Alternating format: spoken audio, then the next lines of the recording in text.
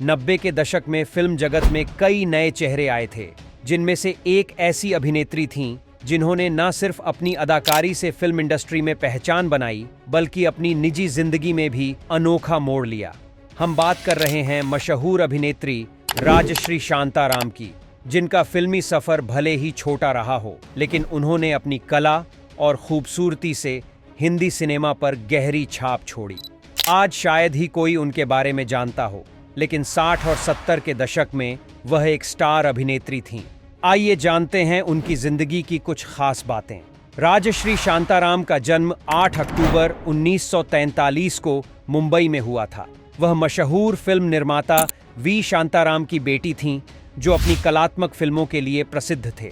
उनकी मां जयश्री शांताराम भी एक जानी मानी अभिनेत्री थीं, जिन्होंने 50 के दशक में फिल्म डॉक्टर कोटनिस की अमर कहानी जैसी चर्चित फिल्मों में काम किया। राजश्री का परिवार फिल्मी था और उनका बचपन भी फिल्मी माहौल में ही बीता।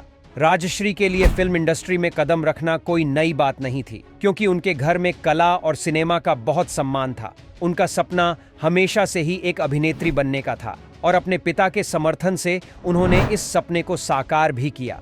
राजश्री ने 1954 में सिर्फ 10 साल की उम्र में बतौर चाइल्ड आर्टिस्ट फिल्म सुबह का तारा से फिल्म इंडस्ट्री में कदम रखा। इस फिल्म में उनकी मां जयश्री प्रमुख भूमिका में थीं, जबकि राजश्री ने चाइल्ड एक्टर के रूप में अभिनय किया था।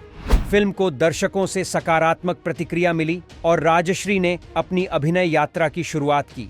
इसके बाद राजश्री को 1960 के दशक के अंत में हीरोइन के रूप में फिल्में मिलनी शुरू हुईं। 1968 में वह फिल्म शहनाई और घर बसाकर देखो में प्रमुख भूमिका में नजर आईं।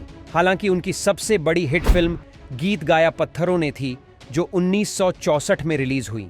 इस फिल्म ने राजश्री को बड़ी पहचान दिलाई और उन्हें एक स्टार बना दिया। राजश्री की खूबसूरती, अभिनय और नृत्य कला ने उन्हें जल्दी ही फिल्म इंडस्ट्री में एक स्टार बना दिया। उनके अभिनय की गहराई और स्क्रीन पर उनकी उपस्थिति को देखकर लोग कायल हो गए। 1965 में शम्मी कपूर के साथ उनकी फिल्म जानवर हिट हुई और इसके बाद उन्होंने जितेंद्र के साथ भी कई हिट फिल्मों में काम किया। 1968 में गुनाहों के देवता फिल्म के साथ उन्होंने एक बार फिर सफलता के झंडे गाड़े। उनके अभिनय में ऐसा आकर्षण था कि लोग उनकी आंखों में आंसू तक देखने को बेताब रहते थे। उनकी फिल्मों में हिट गाने और नृत्य की कोरियोग्राफी भी बहुत पसंद की जाती थी। राजश्री का डांस और उनके गाने आज भी याद किए जाते हैं। वह अपनी खूबसूरती के साथ साथ अभिनय में भी माहिर थीं। फिल्मों में सफलता हासिल करने के बाद राजश्री का जीवन एक मोड़ पर पहुंचा। 1968 में जब वह राज कपूर के साथ अराउंड वर्ल्ड फिल्म की शूटिंग कर रही थीं, तो उनकी मुलाकात एक अमेरिकी नागरिक ग्रेग चैपल से हुई। दोनों के बीच प्यार हुआ और 1971 में उन्होंने शादी कर ली। शादी के बाद राजश्री ने फिल्मी दुनिया से अलविदा ले लिया और अमेरिका में बसने का निर्णय लिया। राजश्री ने फिल्म इंडस्ट्री को छोड़ने के बाद अपने पति के फैशन और बिजनेस में योगदान दिया। उनका जीवन अब सिनेमा से बहुत दूर हो चुका था। उनके एक बेटी चंद्रिका भी हुई। आज के समय में राजश्री 76 साल की हो चुकी है और अपने परिवार के साथ खुशहाल जिंदगी जी रही हैं। वह अब फिल्मी दुनिया से पूरी तरह दूर हो चुकी है और केवल खास आयोजनों या समारोहों के लिए भारत आती है। उनका भाई किरण शांताराम मराठी फिल्म इंडस्ट्री में सक्रिय हैं, लेकिन राजश्री का फिल्मी करियर अब केवल अतीत की बात बन चुका है। राजश्री शांताराम का फिल्मी करियर भले ही छोटा रहा हो, लेकिन वह आज भी अपनी खूबसूरती और अभिनय के लिए याद की जाती है। उनका जीवन यह दिखाता है कि किसी भी महिला के लिए अपनी पहचान बनाना और अपनी इच्छाओं के पीछे चलना कितना महत्वपूर्ण होता है।